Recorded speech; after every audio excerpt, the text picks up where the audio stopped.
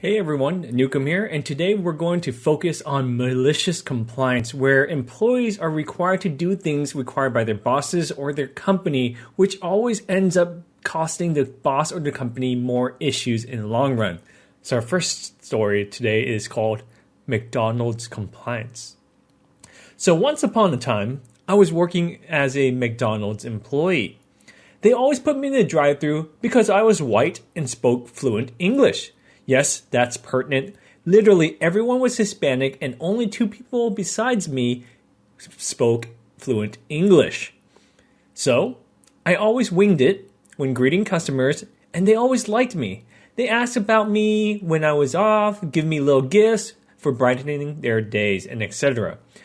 My manager came to me one day with a script and demanded I spoke from the script, word for word, 100% verbatim. I repeated to my manager that I did not want to use it. Eventually, my manager got so frustrated and threatened that she will write me up if I didn't read from the script.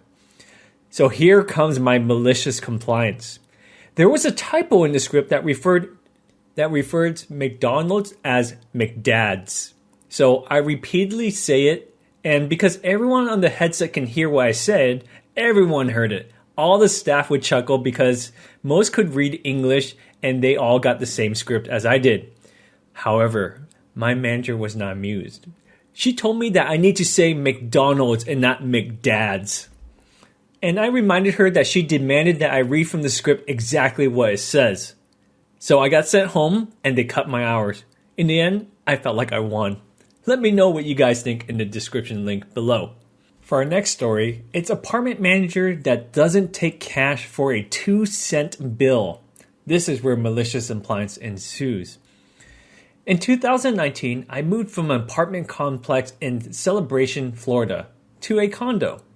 As usual, when you move out of an apartment, you get a final bill, which includes your last month's of prorated rent, deduction for damages, security deposit refunds, and whatever else is needed. And we paid it.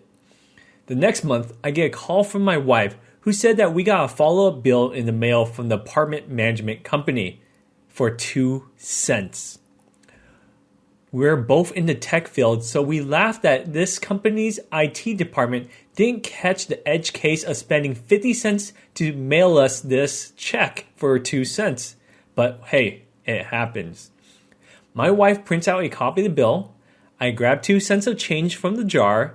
The apartment complex is on my way to my daily drive to work, so I swung by the office. I walk in and tell the manager that I was here to pay my last bill.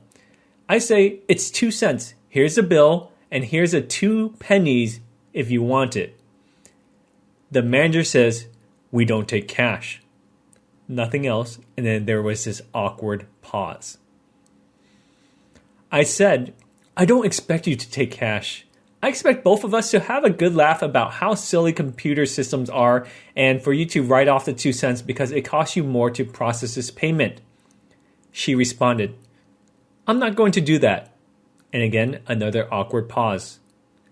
And I said, so you want me to write you a check for 2 cents and mail it to you? And you're going to process that check? The manager responds, yes. Sends a check and we'll process it, and then walks back into her office to end the conversation. So I went home and I set up automatic monthly payment to my apartment complex for 3 cents. And then, because I'm a programmer, I write some code to send letters once a month saying, I'm sorry I overpaid my bill.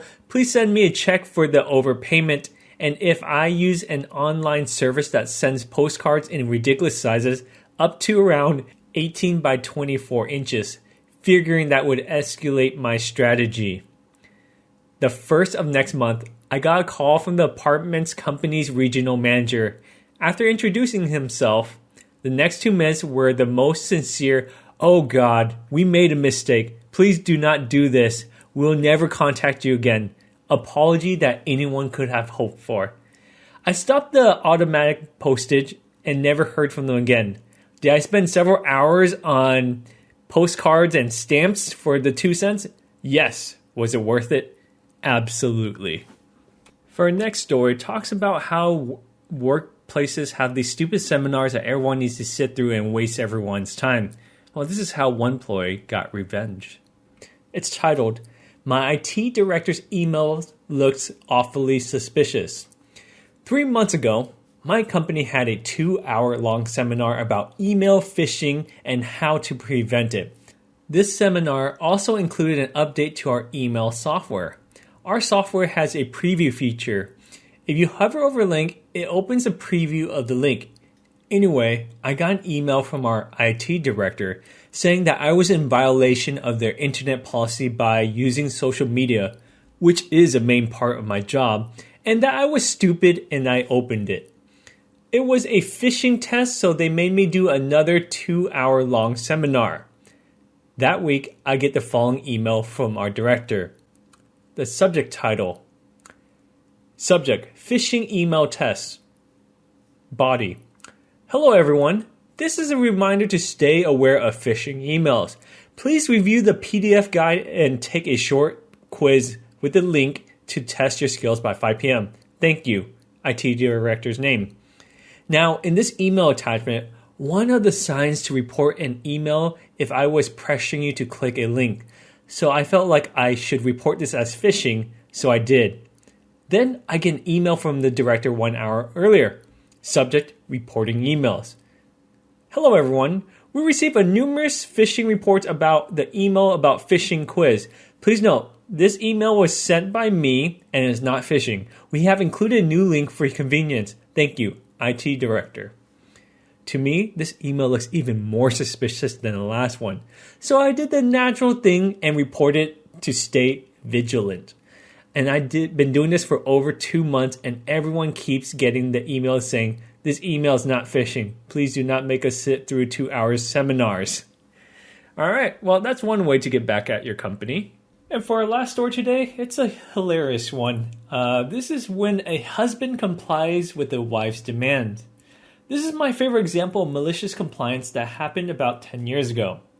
I'm a dentist, and one Saturday morning, I got a call from my cell phone from an older patient of mine.